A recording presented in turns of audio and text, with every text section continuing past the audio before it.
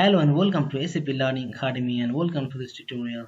In this tutorial today I will be telling you about the multi-tier data temperature management in SAP BW4 HANA. So I will be telling you about why do you need this multi-tier architecture, like what is the reason for it.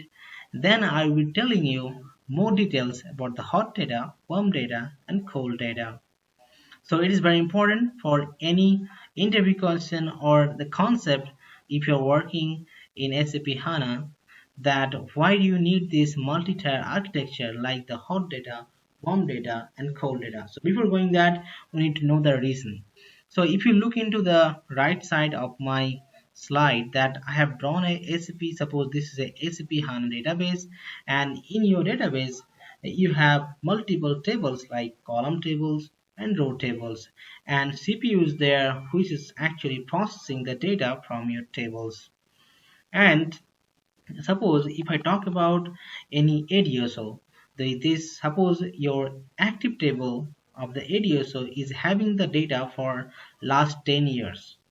So do you need this all data to be kept in HANA DB? Because storing the data in HANA DB is always costly. So why it is costly? Because the HANA DB is a newly or renovated platform where the data is stored in RAM, not in ROM. So that is why the cost, if you keep all the data in your HANA DB, then the cost of the hardware and also the license will be higher. Because if you do not need all the last 10 years of data or 20 years of data, because you are loading the transaction data into your ADSO or into your tables every day, and now you need to decide that, or your organization has to decide that, do I need all the data that we have in the table?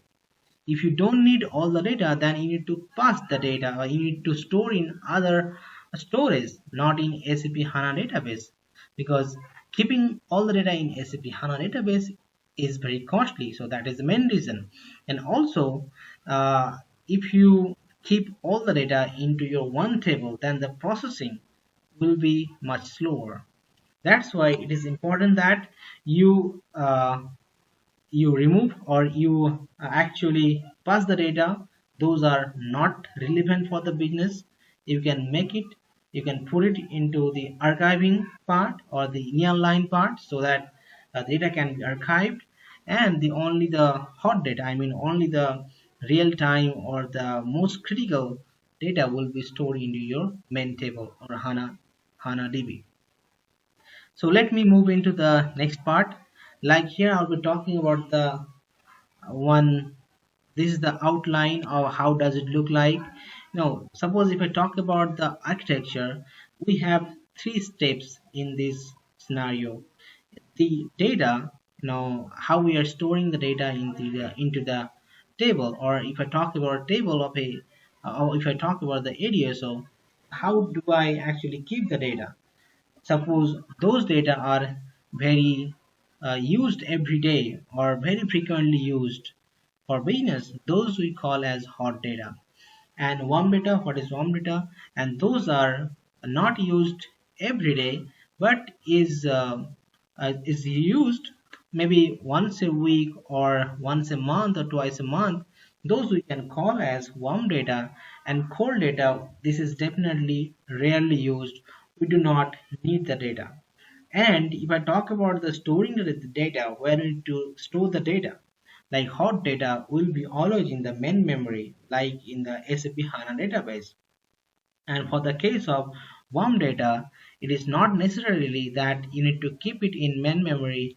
You can also pass to your nearline, whatever DB you have, and that depends on your business, how the business decide what should be the retention for your data. And cold data, which you don't need much, and you just need for very special reasons, where you want to have some kind of audit or something, then only you can get the data from cold data.